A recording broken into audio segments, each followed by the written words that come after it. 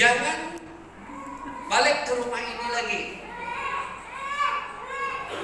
Akhirnya saya bertekad sampai hari ini, saya bertekad ya untuk tetap setia ya dengan dia. Itulah istri saya ini. Ya saya kata dengan dia, kamu inilah satu-satunya perempuan yang saya cintai. Tidak pernah saya bercinta. Dari dulu sekali saya bercinta, itulah untuk selama-lamanya. Berapapun banyak cinta kamu selama ini, itu hak kamu, dalam kata saya kata dengan dia. Itu satu contoh, oke, supaya kamu memahami apa arti itu tekad.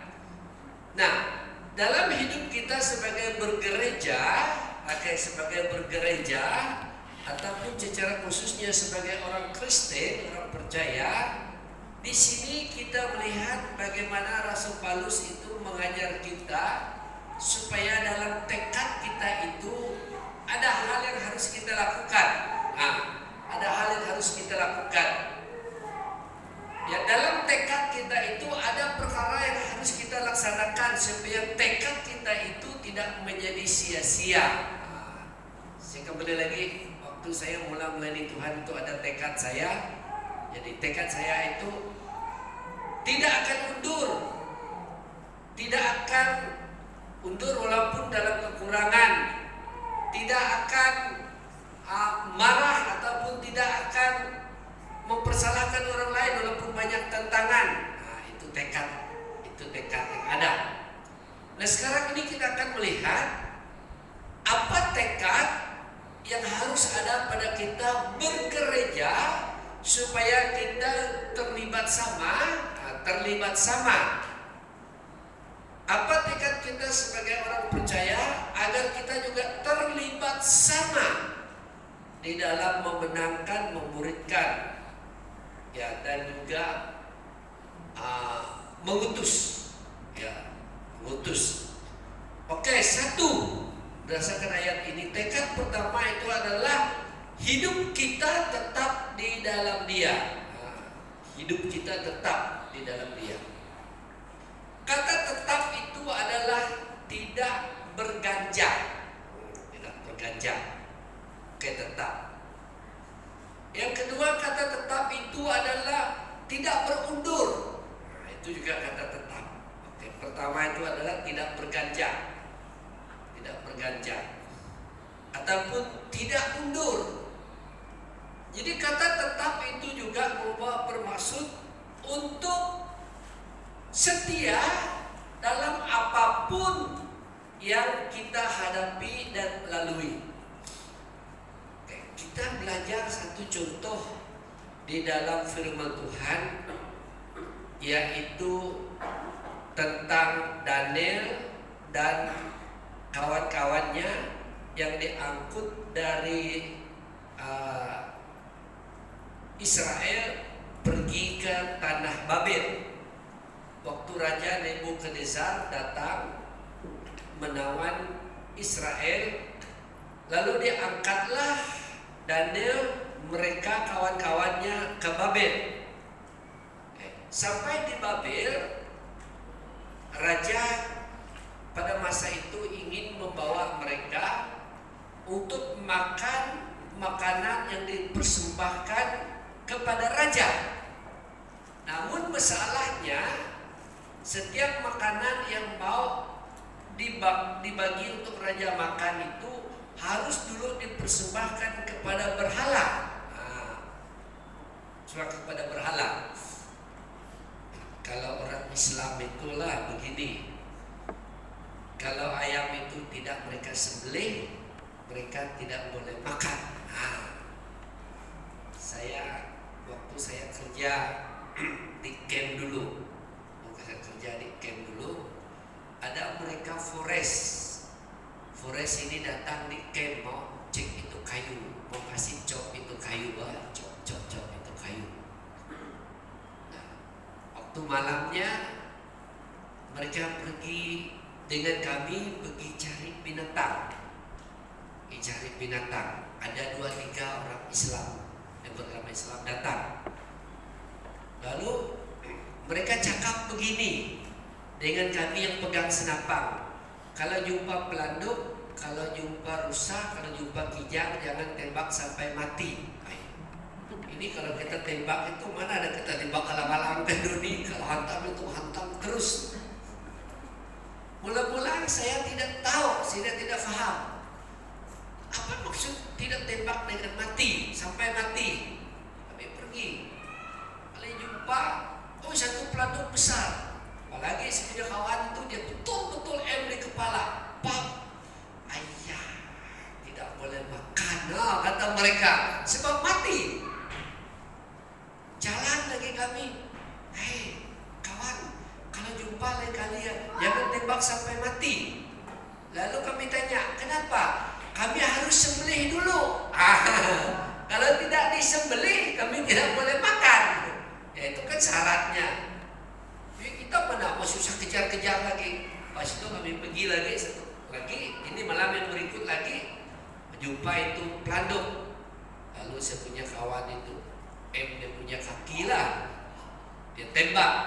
Wah, pelanduk itu rebah. Oh, tidak boleh jalan. Oh, baru mereka pergi. Tangkap, ambil pisau, sembelih, baru mereka boleh makan. Ini kan orang Islam. Jadi mesti mereka sembelih dulu. Kalau tidak mereka boleh makan. Apalagi kalau kita yang sebagai pasta itu sembelih, tidak boleh makan mereka itu. Jadi pada masa itu sama juga.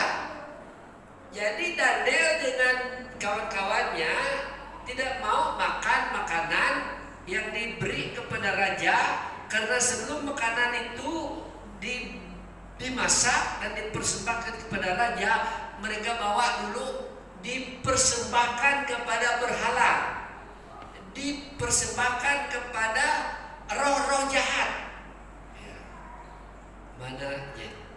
Karena kan raja itu harus makan makanan yang harus dipersembahkan. Ya. Jadi ketika Daniel dengan kawan-kawannya tahu makanan itu dipersembahkan dulu, binatang itu dipersembahkan dulu, baru dimasak, lalu diberi mereka makan. Daniel dengan kawan-kawannya ini tahu itu salah. Itu dibagi kepada hantu dulu. Mana kita boleh makan, kita orang percaya. Akhirnya Daniel dengan kawan-kawannya pun bertekad untuk tetap tidak mau makan makanan walaupun dia nyaman. Kalau makanan dibagi untuk raja itu bukan alang-alang, itu cipoknya itu adalah grade A. Ya. Apalagi binatang itu harus bagus, ya semuanya bagus. Ya, tapi Daniel berkata, kami tidak boleh makan. Kami tidak mau makan. Kami tetap makan makanan yang memang kami orang Israel makan. Akhirnya kan diminta buat percobaan kan, kalau kita mau baca Daniel, cobalah. Sebab raja cakap, nanti kamu kurus kering. Nah, sebab Daniel mereka ini kan bekerja untuk raja sudah. Diambil bekerja untuk raja karena mereka itu orang yang pandai-pandai. Cobalah buat pertandingan. Ya lalu diambillah beberapa orang anak muda makan makanan yang dibagi kepada raja, dan ada mereka kawan-kawan hanya makan sayur saja. Setelah dicoba beberapa masa, rupa-rupanya Daniel mereka keluarga juga tetap sehat, tidak kena COVID mereka. Jadi apa yang kita belajar di sini, Daniel dan Kelut dengan kawan-kawan itu tetap kata firman Tuhan di sini. Paulus berkata kepada jemaat di Kolose, hendaklah kamu tetap di dalam Dia. Jadi cerita yang kita ambil dari Daniel itu, sekalipun mereka ditawarkan dengan makanan yang bagus, dengan makanan yang enak, tapi karena mereka tahu binatang itu telah dipersembahkan kepada berhala dulu, mereka tidak terima. Mereka tetap di dalam Allah, kepercayaan di dalam Tuhan. Akhirnya mereka diberi karunia, diberi jawatan yang semakin tinggi lagi oleh Raja Nebukadnezar. Nah, dari kisah ini jemaat Tuhan yang saya kasihi, kita hari ini walaupun banyak tantangan, cabaran yang kita hadapi di dalam hidup kita, kita harus tetap di dalam Tuhan. Yang seperti kisah Daniel, ya, tetap walaupun mungkin kita rasa wah, kita ini sudah tidak kuat, kita ini sudah tidak mampu, kita ini sudah kekurangan banyak hal yang mungkin kita lihat, yang mungkin membuat kita ya seolah-olah kita ini sudah tidak mau berdaya lagi. Tetapi Tuhan berkata supaya kita tetap itu berarti senantiasa melaksanakan, senantiasa melakukan iman yang kita lakukan selama ini di dalam hidup kita. Tetap melayani Tuhan, bahkan bertambah lagi bersemangat di dalam melayani Tuhan. Ya, itu yang pertama. Bagaimana kita menjadi gereja yang terlibat sama apabila kita bertekad. Dalam tekad kita itu kita harus tetap di dalam Dia. Yang kedua, tekad kita untuk menjadi gereja yang terlibat sama berakar di dalam Dia. Nah, berakar di dalam Dia. Jadi Paulus sebenarnya mengambil satu istilah akar ini, yaitu akar yang turun ke bawah. Ya, turun ke bawah. Siapa yang pernah ambil tongkat ali di sini? Adakah? Ada? Di hutan? Adakah? Wah, rupanya kamu ini mengaku dengan tidak mengaku berubah. Tahu tongkat ali? Tahu? Ada yang makan tongkat ali ke di sini? Ada. Satu kali saya minum itu tongkat ali ya. Pahitnya itu luar biasa, tapi bagus. Begini itu. Waktu kami dua gembala di belakang, itu tongkat ali itu laku betul tuh, laku. Orang jual sana sini. Jadi ada kawan saya, ini jemaat lah. Kami pergi memburu. Pas itu kami naik satu gunung, sampai di puncak gunung tuh kami duduk. Bagus kita tunggu anjing di sini, mana tahu anjing menyalak sini kah, menyalak sebelah sini kah, kita boleh dengar.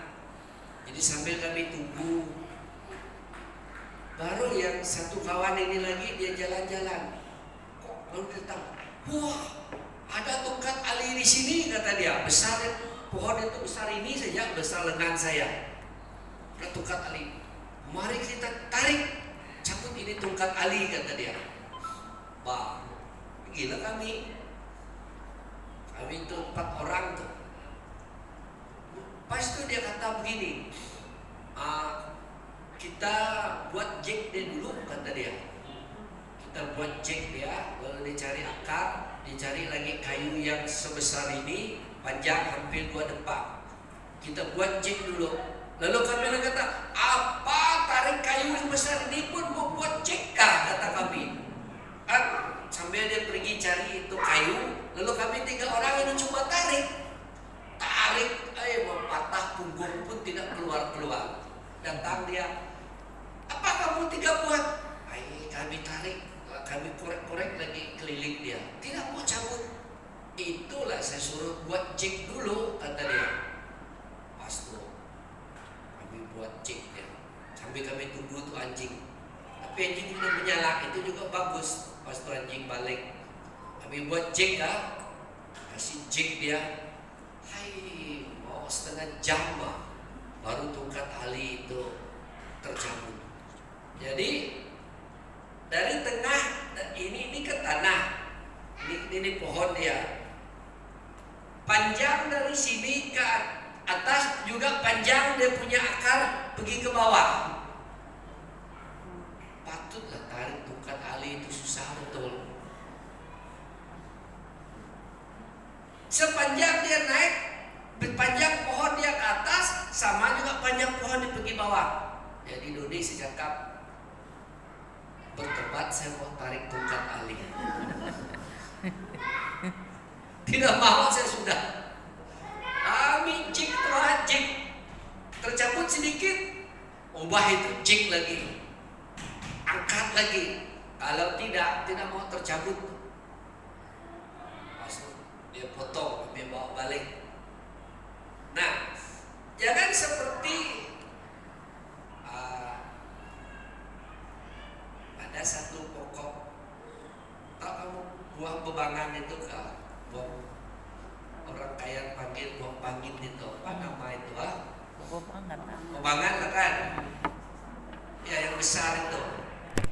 Kalau kami di Belaga itu, kami bagi dengan babi makan saja itu buah. Tapi di Sabah itu berharga betul itu buah bebangan itu. Mereka buat jeruk. Rupanya sedap betul kalau dia mentah masak dengan ikan. Ya, ada masa anak kami Grace Tuna 2018 datang dan punya keluarga dari KK pergi di Bintulu, sebab Grace masa itu kerja di Bintulu. Sekali mereka pergi ke bandar Bintulu, mereka tengok satu biji 2 ringgit, lalu mereka kata gila punya harga buah bebangan. Kalau di Sabah sampai 15 ringgit satu biji. Itu kalau buah bebangan ya di lawas itu, di MITS lawas itu, di MIT banyak sudah yang tumbang. Sebab akar buah bebangan itu, pohon itu dia hanya merayap saja. Kalau tanah dia banyak-banyak yang terkikis, ya dia akan tumbang. Nah, berakar kata Paulus di sini adalah ke bawah. Ke bawah. Sebab semakin akar itu ke bawah, ada 3 hal yang menjadi keuntungan kayu itu. Satu, kalau kemarau, musim kemarau, akar itu tetap mendapat air sebab dia ke bawah. Nah, coba akar yang merayap saja di atas tanah. Kalau kemarau panjang itu keringlah itu tanah, maka akhirnya pokok itu akan layu. Jadi pertama, kenapa akar itu ke bawah? Kenapa Paulus? Sebab kalau kita melihat teks ini, sebenarnya ada satu jenis kayu yang Paulus ambil umpama dalam tulisan dia ini di Israel. Jadi kayu itu dia ke bawah seperti itu tongkat ali. Jadi sebenarnya Paulus itu menulis surat ini kepada jemaat di Kolose itu merujuk kepada satu kayu itu. Ya, kalau Paulus itu ada di Sarawak, dia akan tulis begini: berakarlah kamu seperti akar tongkat ali. Nah, begitu. Karena ya kalau tongkat ali itu saya cakap tidak mau saya lagi tarik itu tongkat ali, lebih baik saya beli. Sebab dia ke bawah. Jadi kalau dia ke bawah, yang pertama itu akar itu walaupun musim kemarau, dia tetap mendapat air. Itu tujuannya. Kenapa akar ke bawah itu bagus. Yang kedua, kelebihan akar ke bawah itu dia tidak pandai terhakis walaupun tanah terhakis. Ya, tanah terhakis dia tetap berdiri. Yang ketiga, angin ribut datang, dia tidak akan rebah. Itu akar ke bawah. Jadi di sini Paulus memberitahu untuk sebagai orang percaya supaya kita itu untuk menjadi orang percaya yang senantiasa kuat, yang senantiasa teguh, harus ada tekad di dalam diri bagi kita yaitu harus semakin lama semakin berakar ke bawah. Bagaimana kita boleh berakar ke bawah? Itu lagi satu pertanyaan. Bagaimana? Kalau saya di kelas itu, saya selalu main-main kata dengan pelajar saya. Kalau saya lihat mereka mau mengantuk itu, saya cakap how, itu dalam bahasa kayaan itu, saya cakap ketawa mereka. Bagaimana kita boleh berakar ke bawah? Oke, yang pertama, kita harus senantiasa makan dari firman Tuhan. Nah, itu makan dari firman Tuhan. Nah, kita lihat di dalam Matius pasal yang keempat ayat keempat. Matius pasal 4 ayat keempat. Ini jawaban Tuhan Yesus kepada iblis yang mencobai dia. Di Matius 4 ayat keempat berkata demikian. Mulai ayat ketiga. Lalu datanglah si pencoba itu dan berkata kepadanya, jika engkau anak Allah, perintahkanlah supaya batu-batu ini menjadi roti. Ayat 4, tetapi Yesus menjawab, ada tertulis manusia hidup bukan dari roti saja, tetapi dari setiap firman yang keluar dari mulut Allah. Nah, itu pertama itu bagaimana kita berakar ke bawah. Kita harus senantiasa makan dari firman Tuhan. Apa artinya makan? Sampai ini kan kata-kata Yesus dengan iblis. Yesus berkata manusia tidak hidup dari roti saja, tetapi dari setiap firman. Jadi bagaimana? Apa artinya makan itu? Yaitu kita mendengar dan melakukan firman Tuhan. Jadi untuk berakar ke bawah itu kita harus senantiasa makan dari firman Tuhan. Jadi dalam kebaktian begini ya kita harus datang, sebab disinilah sekarang ini kita sedang makan dari firman Tuhan. Ya dalam kebaktian seperti ya bulan depan itu kamu akan ada Rurum 5 sidang. Ya. Jadi itulah kita pergi makan firman Tuhan. Sebab ya seperti cek lah, seperti orang yang tukang. Orang yang tukar. Sebab banyak orang yang cakap begini, firman Tuhan itu kan sama, tetapi saya kata masakannya tidak sama. Paham maksud saya apa? Saya ambil contoh begini, daun ubi itu kan tetap sama, tetapi kalau daun ubi saya masak lain rasanya daripada yang istri saya masak. Kalau tanya anak-anak dan ubi siapa yang paling suka mereka makan, ya anak-anak tahu. Ya dan ubi yang satu ini masak kan lain rasanya.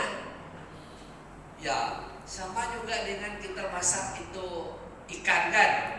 Ikan itu kan sama, ikan kalapia. Tetapi satu orang lain caranya masak, menunya lain. Satu masak lagi lain ya. Kalau babi kan kita masak babi, ada yang masak kicap, walaupun dia masak kicap lain juga rasa dia tidak sama. Ada yang masak sup, ada orang masak babi kari kan? Ada masak kari. Jadi artinya banyak orang kata begini, kan firman Tuhan itu sama. Apa guna selalu pergi dengan firman Tuhan? Saya kata walaupun sama, tetapi resepinya tidak sama. Dari setiap pasta itu tidak sama. Cara dia mentafsirnya tidak sama. Cara mengolahkan ayat itu tidak sama.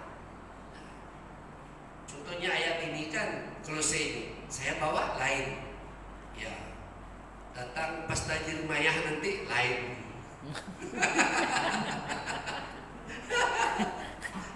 Datang pesta Steven lain. Datang pesta Herol lain.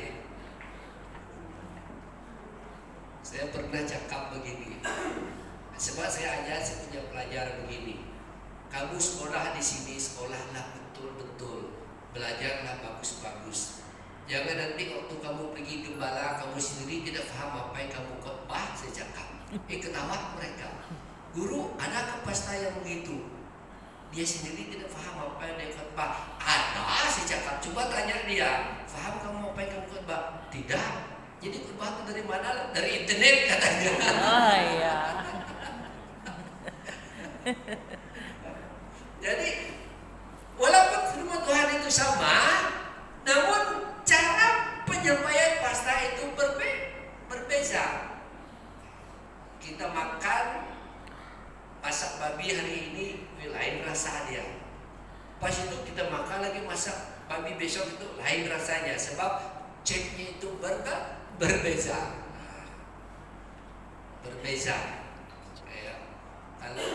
Kalau di lawas itu kalau makan mie yang paling saya suka itu dekat bebek. Tapi kadang-kadang saya juga mau rasa masakan mie di tempat yang lain juga rasa dia. Jadi makanya firman Tuhan itu makanan rohani kita. Untuk kita berakar ke bawah, kita harus selalu mendengar firman Tuhan. Walaupun kita banyak mendengar, tetapi pengolahan firman Tuhan itu berbeza. Jadi semakin kita banyak mendengar pengolahan yang berbeza, semakin kita berakar ke bawah. Oke, bagaimana kita berakar ke bawah?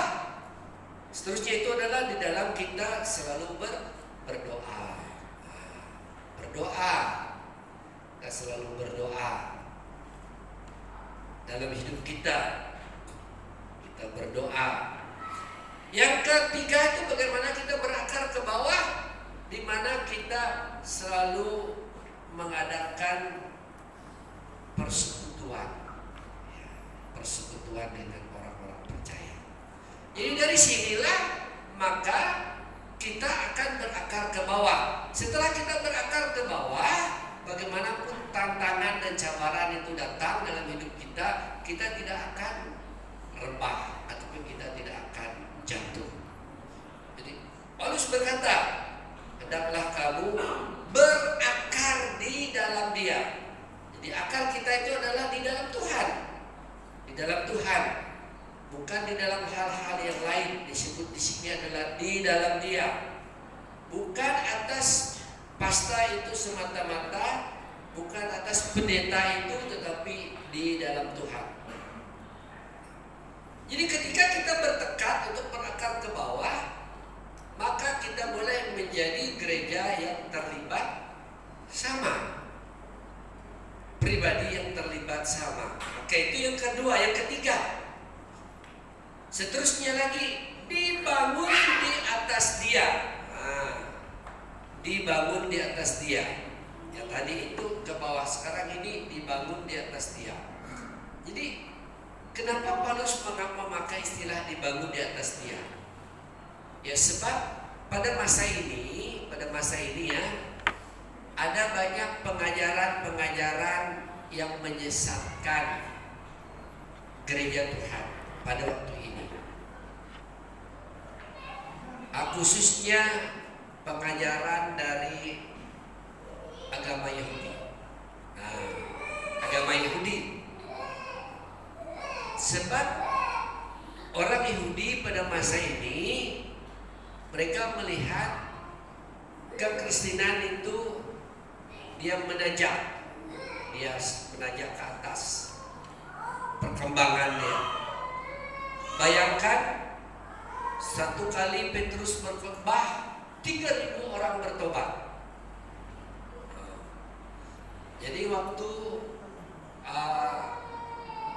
Paulus dengan Silas pergi ke kota Filipi, banyak sekali orang yang bertobat. Kenapa? Karena pada masa itu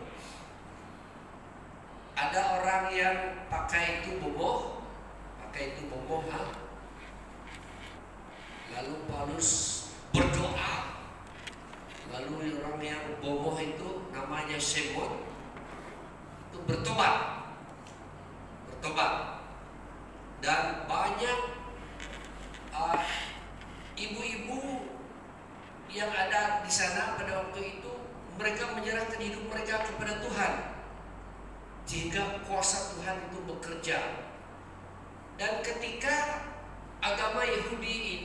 mendengar terlalu banyak orang yang menjadi percaya kepada Yesus, lalu mereka memberi satu ajaran yang baru yang berkata begini, kalau kamu tidak disunat,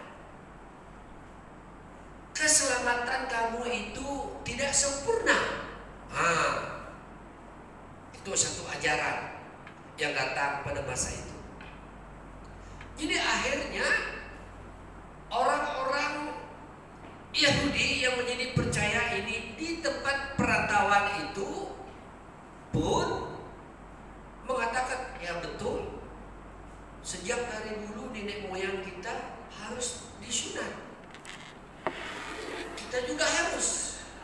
Itulah Paulus itu menulis tentang sunat dalam hati. Akhirnya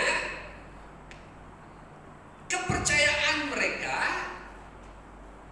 iman mereka itu dibangun lagi di atas dasar ajaran agama Yahudi.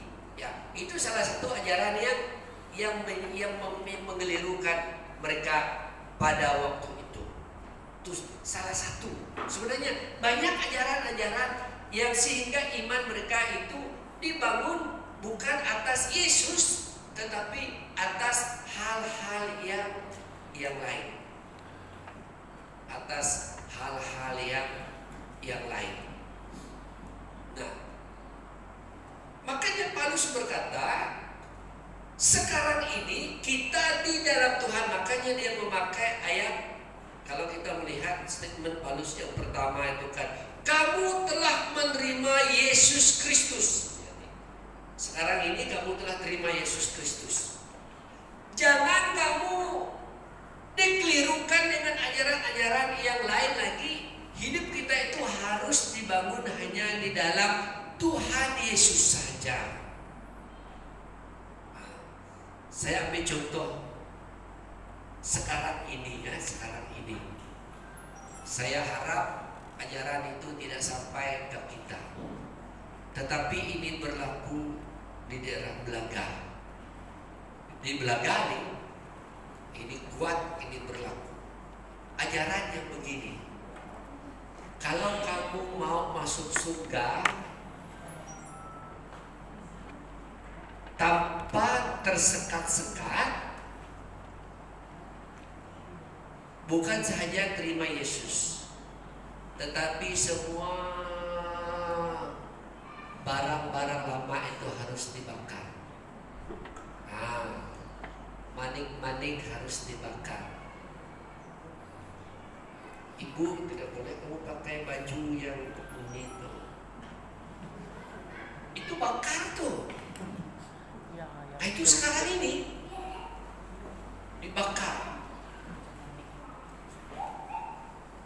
Gong-gong tidak boleh ada sudah. Parang-parang yang sampai yang masahud itu, ada kamu dua masahud yang kami menari. Itu kan? Itu. Oh, tidak boleh itu. Tidak boleh pegang itu. Ya, mesti bakar. Kalau tidak, keselamatan kita itu akan di tengah jalan. Banyak orang yang bakar barang. Kalau kau mau sembuh, bakar semua. Ada satu orang dia cerai dengan dia punya istri, buang dia. Dia punya istri itu cerai dia sebab dia celaka juga itu sebenarnya. Sebab dia juga yang membuat istrinya cerai dia. Dia berapa kali berjanji saya tidak mau mabuk lagi. Pas itu mabuk juga. Akhirnya istrinya tidak tahan, cerai dia. Tapi karena dia sangat sayang istri dia, dia pun mau. Ayah, susah ini tidak ada istri. Siapa mau masak untuk saya? Siapa yang semua di kerja rumah? Baru dia sedar yang dia harus buat semua. Jadi mau istri dia balik. Tapi istri dia tidak mau lagi. Tidak, saya mau. Berapa kali kau sudah janji-janji? Tidak juga, tidak, saya mau balik. Lalu dia pergi jumpa kumpulan ini. Lalu kumpulan ini kata, wah, Mereka kata tidak perlu kau bertobat. Tapi apa yang mereka cakap? Apa yang mereka cakap? Kamu ada barang-barang yang lama kan? Oh ada. Itu kan memang barang lama. Tapi yang buat itu adalah orang-orang sekarang seperti Mane atau Pi yang tempat kami menari tempoh hari. Ya, apalagi parang-parang, perisai, asal dia jenis. Adakah kamu bakar itu? Setelah kamu bakar itu semua, pasti istri kamu balik. Ya, Michael jangan bakar. Lalu dia ambillah semua parang yang harga 700-800 itu. Dia beli sedia kalau anak dia kawin. Bakar semua. Sampai sekarang pun istrinya tidak balik-balik. Sebab istrinya cakap, belum lagi dia berubah, macam mana saya mau balik. Nah, itu sekarang ini di belakang tuh hebat nih pengajaran ini. Jadi sekarang ini iman mereka itu seperti dibangun di atas hal-hal yang demikian. Kalau mau terus masuk surga, itulah saya cakap, simpan sedikit lah. Kalau kamu bakar semua nanti kamu tembus limpah surga, susah juga itu nanti sampai main balik. Coba mereka cakap, kalau bakar itu semua langsung begitu. Saya cakap, kalau dia terlalu laju itu nanti limpas gitu lagi. Sedangkan Alkitab berkata, untuk selamat hanya di dalam Tuhan Yesus. Mana ada yang bakar-bakar itu? Ya, saya ambil satu cerita. Nah, ini saya sendiri yang berhadapan ini. Tahun saya lupa 2003, sekitar 2003 kami doa gembala di Biri. Ada suami dia meninggal sebab suami dia alsi. Istri dia itu adalah anggota kami dua. Karena suami dia ini memang dia suka minum minuman keras lah. Jadi dia dikerja di camp. Ya, dia meninggal dengan tekanan darah tinggi. Tapi istrinya ini dia selalu dengar khotbah. Lalu istrinya itu sangat khawatir. Macam mana suami saya dimasuk surga atau tidak dia? Lalu dia pergi jumpa satu kumpulan pendoa. Lalu dan dari 2-3 orang kumpulan pendoa itu, ya memang saya kenal sangat. Sebab mereka bukan dari satu gereja, tetapi mereka dari banyak gereja namun membentuk satu kumpulan. Dari 2-3 itu saya kenal sangat. Dia panggil lah mereka datang, pergilah di rumah dia, lalu mereka berdoa. Lalu mereka yang berdoa ini berkata begini, "Ibu, suami kamu sekarang satu kaki di surga, satu kaki di neraka." Satu di surga, satu di neraka. Lalu istrinya cakap, itu tidak sampai 1 bulan Pak, suaminya meninggal. Macam mana kalau suami saya terus masuk surga? Lalu mereka berdoa, semua barang-barang yang berkaitan dengan dia harus kamu bakar. Yang berkaitan dengan dia harus kamu bakar. Lalu mereka jalan dalam rumah itu. Ini apa ini? Hantaran kawin dia, bakar. Siapa punya ini parang ini? Dia punya, bakar. Lalu mereka bawa keluar dari rumah, mereka kumpul. Tapi ada adik perempuan dia, anggota jemaat kami dua, lalu dia lari pergi ke rumah kami dua, dekat saja rumah kami Sampai kami sewa di rumah mereka. Dia kata, Pastor, tolong Pastor, tolong. Apa? Itu kakak saya. Mereka sudah mulai kumpul-kumpul barang-barang yang dihantar, yang berkaitan dengan mendiang suami dia, supaya suami dia sekarang ini kaki dia sebelah di surga, sebelah di neraka, supaya terus masuk surga. Kami dua berlari. Walaupun ibu ini tidak kuat lari, tapi waktu kami dua dari rumah ke sana, macam musim bot juga dia lari. Kami dua sampai di sana. Tengok timbunan. Ada baju kot dia yang harga mungkin selihat baju kot itu dalam 400-500. Anak lelaki dia pada masa itu dekat tahun 5 menangis pegang itu baju kot. Ibu dia tarik. Tidak, kalau sebesar nanti saya mau pakai baju bapak sini. Tidak. Ya lalu saya sampai di sana. Sampailah saya. Berhenti. Minta maaf. Saya ini pastor mereka. Tapi siapa mereka ini? Orang-orang SIB juga. Pendoa ini. Saya pastor mereka. Saya kata, apa tujuan kamu mau membakar semua ini? Kamu tahu ada gambar kawin keduanya? Karena dua anak perempuan keduanya tidak mau bakar itu gambar kawin yang gambar besar itu. Mereka kasih bulan uang yang punya muka.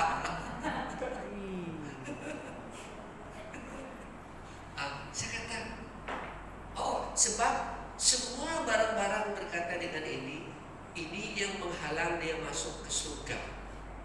Ya sekarang ini waktu kami berdoa tadi, dia sekarang ini di persimpangan jalan, satu kaki di surga, satu kaki di neraka. Besar betul dia. Begitukah? Ya. Oke. Yang berkaitan dengan dia kah? Ya. Inilah semua, ini kan barang dia, ini kan baju dia, ini kan hantaran kawin, harus dibakar. Kalau ini semua sudah dibakar nanti, maka dia akan masuk ke surga. Oke?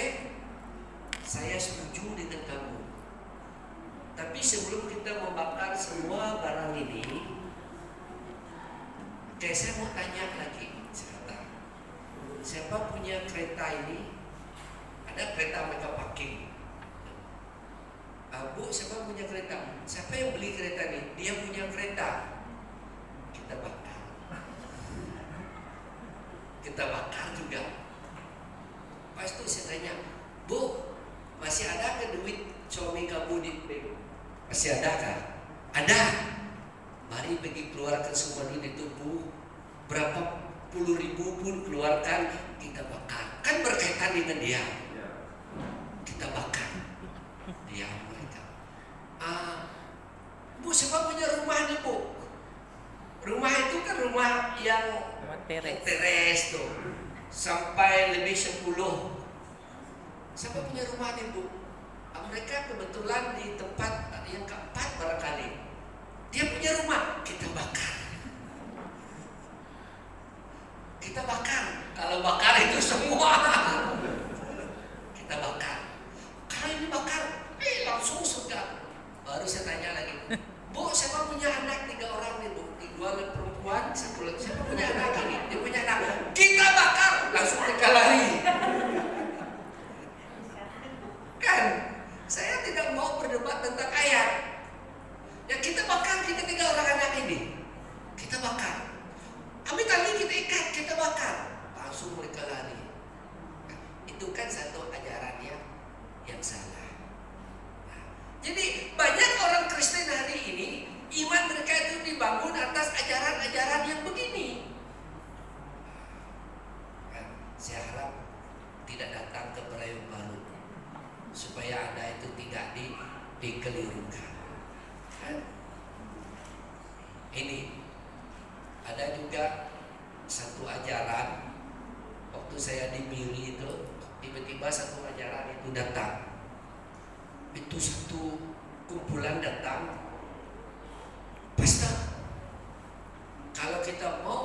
Kudus bekerja dalam pujian kita, kita harus tiup itu shofar. Tapi tak shofar kah?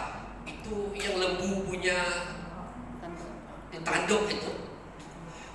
Itulah Roh Kudus tidak bekerja dalam pujian kita sebelum kita tidak siup itu shofar. Wah, saya cakap. Roh Kudus itu bekerja dalam shofar itu kah? Saya cakap. Tapi dalam hati saya bagus juga saya biarkan. Sekali saya biarkan, semangat mereka bawa itu shofar sampai 3-4.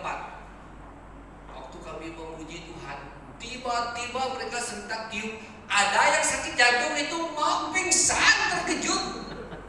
Lalu mereka komen dengan saya, Pastor, jangan suruh mereka tiup itu shofar.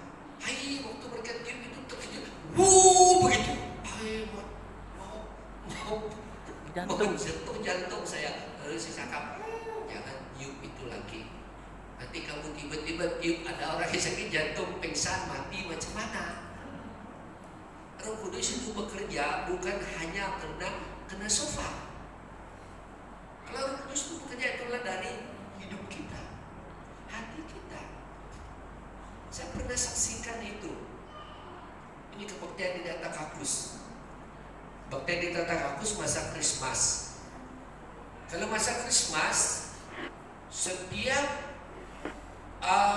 contohnya kebaktian pagi ini Bitulu yang pimpin, malam nanti Sibu yang pimpin. Pada mulanya cara itu sangat bagus, tetapi lama kelamaan saya lihat itu kepada ciri-ciri ingin menunjukkan siapa lebih hebat sudah yang pimpin, sehingga dengan penampilan. Dan ada 1 tahun kami yang dari Miri, yang mereka telepon kami 2 istri. Ada yang pimpin, saya cakap berdua tidak boleh pergi sudah. Lalu mereka tampil seadanya. Mereka hanya pergi dengan pemain gitar yang biasa saja, yang pimpin yang biasa, tak ada yang hebat-hebat. Sekali mereka menyanyi, hanya nyanyian biasa, tapi mereka pergi dengan hati mereka. Ini dari Miri nih. Pada masa itu Roh Kudus bekerja dengan luar biasa dalam pujian untuk Krismas tahun itu. Jadi Paulus berkata harus kita dibangun di atas Dia. Kalau kita dibangun di atas Dia, maka kita boleh menjadi gereja yang terlibat sama, pribadi yang terlibat sama. Nah, itu artinya. Sekali lagi, sebab pada masa itu banyak ajaran yang palsu muncul. Dan sekarang ini pun banyak ajaran-ajaran yang palsu, sehingga iman kita itu tidak dibangun di atas Tuhan. Jadi pagi ini tujuan pastor, tujuan guru yang memberitahu ini, sebab kalau ada orang-orang yang membawa ajaran-ajaran yang pelik-pelik kepada kamu, harus rujuk cepat-cepat dengan ketua daerah, rujuk cepat dengan kalau saya ada guru, macam mana ini guru, yang lain-lain sudah ini. Itu maksud saya. Jangan supaya Anda itu jangan menyimpang. Karena saya lihat kita di periode baru ini, iman kita itu benar-benar berjalan di atas Tuhan. Jadi jangan selepas ini nanti ada hal-hal yang mungkin mengelirukan Anda. Akhirnya iman Anda itu tidak dibangun di atas Tuhan. Itu yang ketiga. Yang keempat itu hendaklah bertambah teguh dalam iman yang diajarkan kepadamu. Bertambah teguh. Artinya semakin kuat, semakin matang, semakin dewasa di dalam Tuhan. Jangan masih senantiasa seperti anak-anak. Senantiasa kita harus semakin hari semakin menjadi dewasa, Seperti umur kita semakin meningkat dewasa, demikian juga iman kita itu semakin meningkat dewasa ya, di dalam Tuhan. Ya, bagi ya kamu di sini khususnya bagi ketua pelayan ya harus semakin lama semakin menjadi teguh di dalam Tuhan. Ya, semakin menjadi dewasa terus menerus di dalam Tuhan. Ya, kita harus bertekad demikian. Oke, yang terakhir dalam ayat yang ke-7 terakhir itu, hendaklah hati kita senantiasa melimpah dengan ucapan syukur. Jadi tekad kita itu bersyukur, artinya walaupun banyak tantangan, cabaran yang kita hadapi di dalam membawa jemaat kita ini terus maju ke depan, ya kita harus senantiasa berserah. Itu artinya senantiasa berserah kepada Tuhan, senantiasa bergantung kepada Tuhan, senantiasa bersandar kepada Tuhan. Sebab kita manusia ini ya mudah sekali kita bersungguh, ya, mudah sekali kita mempersalahkan ya satu dengan yang lain. Itu mudah sekali. Makanya firman Tuhan berkata harus senantiasa mengucap syukur. Jadi ada tantangan, ada cabaran yang kita hadapi, ya di dalam diri kita itu berserah. Nah, itu artinya senantiasa berserah, senantiasa berharap, senantiasa bersandar kepada Tuhan.